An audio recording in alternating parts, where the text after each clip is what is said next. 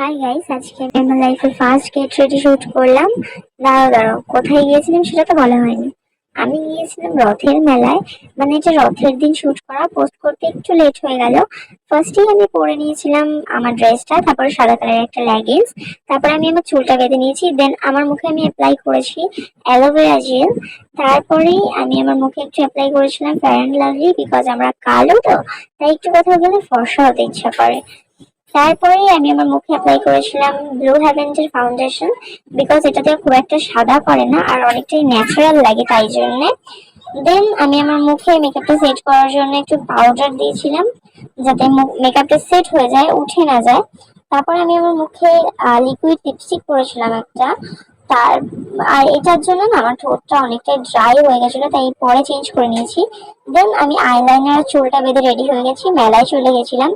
তো ভিডিওটা অবধি, ভালো থেকো।